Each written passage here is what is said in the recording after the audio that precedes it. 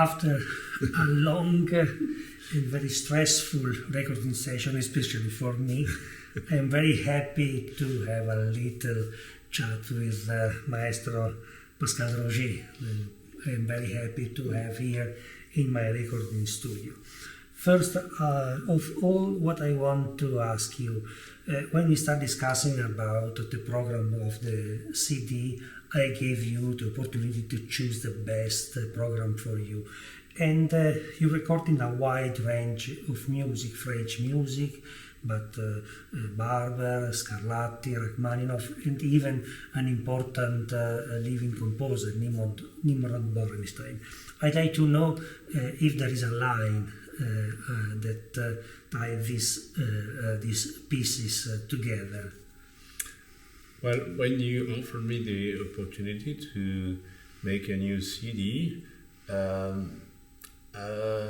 had a little doubt about the program because, as you probably know, I have done many CDs in my life, about 50, and most of them around French repertoire, but also Brahms, Gershwin, Liszt. There's a lot of several composers I admire, but I asked myself, what do you still want to do? And I thought of several pieces that I had never played or never recorded, but they were from different composers without any link. So I said, how can I put those pieces that I really would like to record and find some line? And I didn't, because they were all different.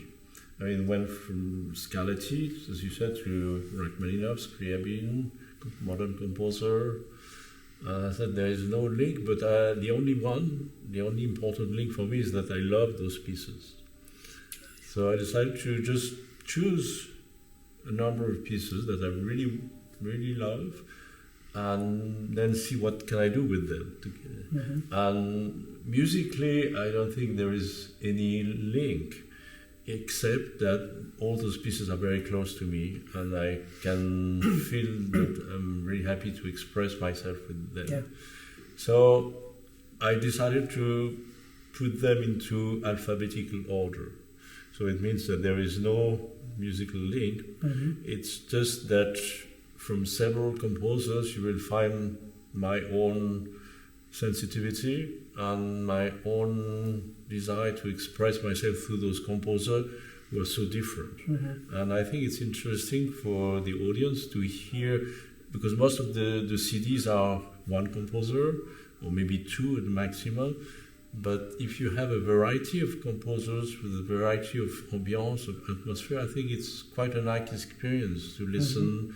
You don't have to listen in order. You can listen any random order and enjoy some like different atmosphere, a different period of time. And I think that for me, that CD is quite unique because I don't recall any other pianists who did that kind of compilation of work together, and I'm very happy that finally it makes sense. Good. So your sensibility, your heart, is the line that stay behind. Yes, that's the link between the wonderful things, and especially one piece by Henri Dutilleux that he wrote this piece in the 60s of the 20th centuries and dedicated to you when you were 12 years old. Incredible. Can you tell us this story? Well, I was a student of his wife,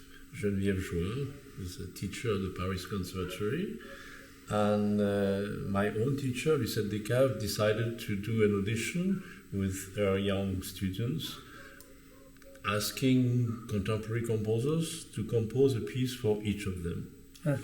And I was fortunate that it was Dutilleux for me, because there were other composers, but less prestigious than Dutilleux. So I was very impressed to be the dedicator of that piece that he composed for me.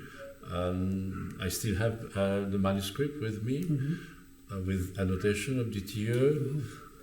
So it's a very personal piece for me. I can imagine. So I was very, very happy to record it, and so that goes very far in my youth. Yeah, because Dutilleux has been an important it's probably the most important French composer in the 20th century. The Chien, my dog. He has the right to express himself during the recording session, but now he's very happy that the recording session is finished. I have to admit that the most beautiful piece I appreciated in the recording is a piece by Cécile Chaminade, an important composer, a French composer that she lived between 19th and 20th century. Well, my wish was also to show some composers that were less known, and especially women composers that are sometimes a bit neglected. So I chose three of them, Cécile Chaminade, Lily Boulanger, and Germaine Taillefer. All of them are great composers, but a little underrated and not often played. So I'm happy also to show some pieces that are not among the big repertoire. I checked that compilation. Took me a lot of time to put together because I had lots of ideas and I changed my mind. I also suddenly decided that I am very famous for French composers, the famous ones, Debussy, Ravel, Fauré, Poulenc, and I realized that none of them were among that list of composers. It is not really fair because I guess people expect me to play at least one piece of those composers.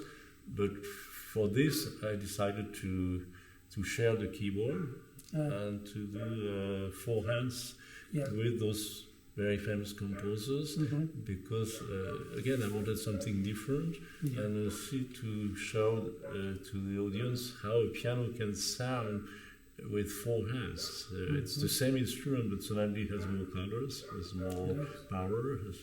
So that was also one of my wish. Good, important things now. Yeah, you are talking about four hands music, and we have to stress the fact that you recorded four hands pieces with Barbara Binet that it's here, and so we'd like to meet, to introduce, Because if I wanted to play four hands music, I need four hands. You don't understand that I cannot suddenly have two more hands, so I need help. Bonjour.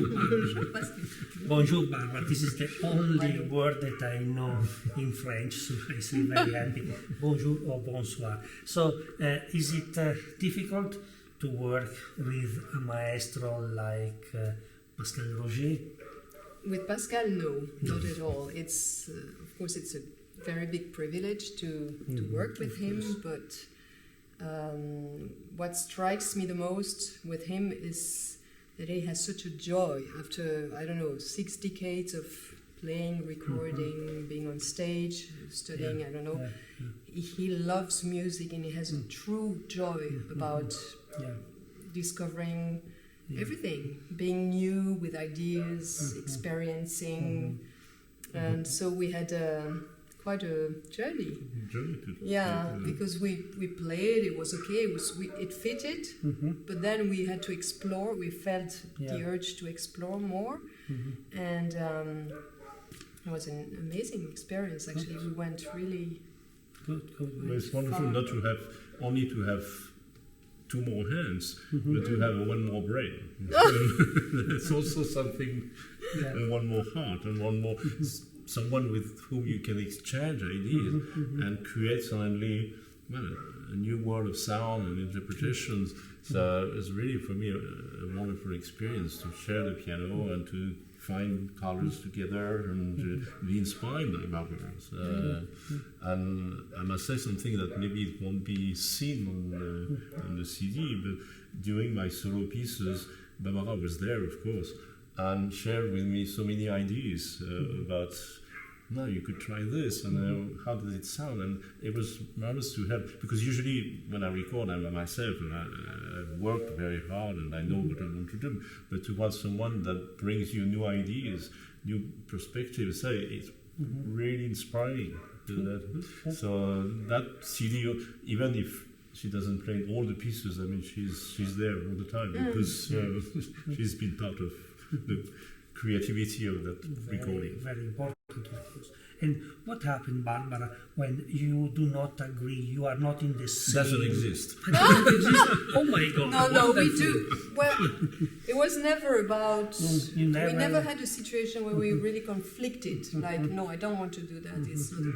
But sometimes it's more about getting inspired. You have one idea, you're sure that it's the way you want to hear it, and then suddenly he would play something else, and I was like, oh yeah, of course, that works too, and it's better, and it's a never-ending process of hearing, listening, and adjusting, and yeah, it's really great. Good. It's creating together. There is not one first piano, second piano. It's really we are equals. We are just to express music, and we have different ideas, but suddenly it comes to one interpretation. And on the same instrument, it's really great. Exactly. And you were sometimes the first piano, and the second you exchanging. Yeah. And this is, of course, very, very, very important.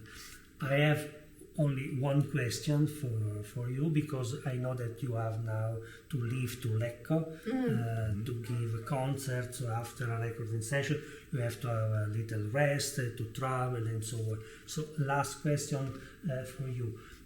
People say that to play French music, we need a French pianist. To perform German music, we need a German player.